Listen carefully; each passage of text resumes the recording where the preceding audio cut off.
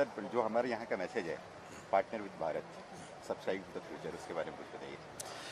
भारत का मैसेज माननीय प्रधानमंत्री श्री नरेंद्र मोदी जी ने जिस तरह से पिछले 11 वर्षों में भारत की इकोनॉमी को ट्रांसफॉर्म किया है, किस तरीके से एक नई ओपननेस है, तो इस बार का मैसेज है partner with India, open to ideas, open to partnerships.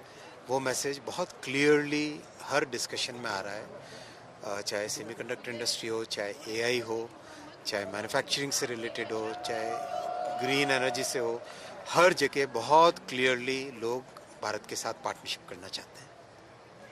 Sir एक बार फिर से आपने यहाँ पे आपने लीड किया डेलीगेशन को, और ये कोऑपरेटिव फेडरलिज्म का यहाँ पे हमने देखा 10 स्टेट आए यूनियन मिनिस्ट्रीज के अलावा, और तो उस बारे में ये क्या मैसेज दे रहे हैं आप? हर एक स्टेट बहुत अच्छे से मेहनत कर रहा है अपने अपने स्टेट के डेवलपमेंट के लिए, और जो स्टेट का डेवलपमेंट होता है तो स्वाभाविक है भारत का भी विकास होता है। तो माननीय प्रधानमंत्री जी ने हमेशा कोऑपरेटिव कॉम्पिटिटिव फेडरलिज्म का एक नया एग्जाम्पल सेट किया है, क्योंकि उनका राज्य में जो अनुभव है वो अनुभव बहुत बड़ा अनुभव है। उस अनुभव का लाभ सब पूरे देश को मिल रहा है। सर आपने यहाँ पे सेशन में बताया ये बात नहीं है कि इंडिया थर्ड लार्जेस्ट बनेगी कि नहीं, वो तो नहीं बनना है ठीक, लेकिन आपने एक ग्लोबल जो डेट है बाउंड्री डेट उसके बारे में बात की। हाँ, तो कितना हमें कंसर्न होना चाहिए? देखिए, भारत की जो फाइनेंशियल इकोनॉमिक पोजीशन है, मैक्रो पोजीशन है, भारत उन गिने चुने देशों में से है, मेजर इकोनॉमीज़ में से, जिसका डेट लेवल बहुत कम है। 57% of the balance sheet central government की जो लाइबिलिटीज़ हैं, 57% ऑफ दी जीडीपी है। टोटल अगर सेंट्रल प्लस स्टेट सब मिला ले तो भी 84-85% के आसपास है। अगर आप कंपेयर करें डेवलप्ड कंट्रीज़ से, तो कहीं पे 120, कहीं पे 160, कहीं पे 250, 270, 280% ऑफ द जीडीपी है, जो कि अनसस्टेनेबल है naturally.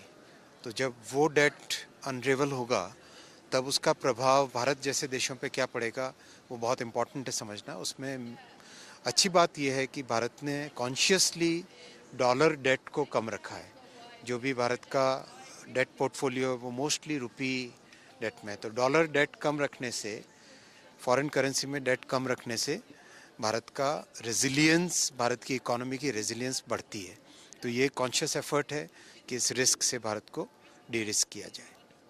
Sir, you very strongly countered IMF chief on India's AI capabilities. How ready? Obviously, we are in one there, as you said. What else we need to do for our AI readiness? Because it keeps evolving. देखो, पांचों के पांचों layer में काम करना ही करना है, और ये अगर क्रिकेट की भाषा में कहो तो एआई ये मल्टी डेकेड ट्रांसफॉर्मेशन चल रहा है। यानी 5 टेस्ट मैच की सीरीज़ अगर है तो ये फर्स्ट मैच के फर्स्ट इनिंग का फर्स्ट डे है। इतनी ये लंबी जर्नी आने वाली है, आने वाले समय में है। तो इतनी लंबी जर्नी में भारत को बहुत बड़ा रोल प्ले करना है, और रोल डेफिनेटली प्ले करेंगे। पांचों के पांचों लेयर्स में, एप्लीकेशन लेयर में लीडरशिप लेंगे, मॉडल लेयर में बहुत अच्छे सॉवरेन मॉडल्स बनेंगे, और चिप लेयर में बहुत बड़ी लीड भारत लेगा, और इंफ्रा लेयर में $70 बिलियन का इन्वेस्टमेंट ऑलरेडी हो रहा है, और एआई इम्पैक्ट समिट तक पूरी संभावना है कि 70 बिलियन 150 बिलियन तक पहुँचे इन्वेस्टमेंट।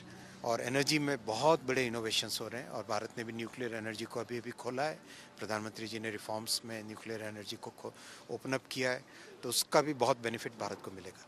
मेरी यहाँ कई टेक्नोलॉजी लीडर्स से बात हुई, वो सब एआई समिट को लेकर काफ़ी एक्साइटेड हैं।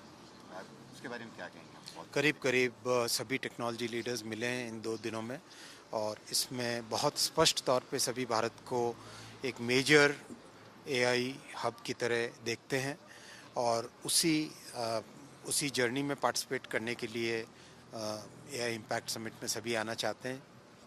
कन्फर्मेशंस सभी से ऑलरेडी रिसीव हो गए, और अच्छे बड़े अनाउंसमेंट्स भी करीब करीब सभी ने कहा कि भारत आके बड़े अनाउंसमेंट्स करेंगे।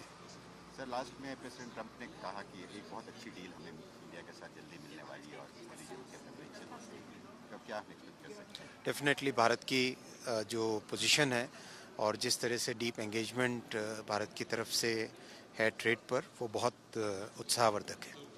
धन्यवाद सर। Thank you.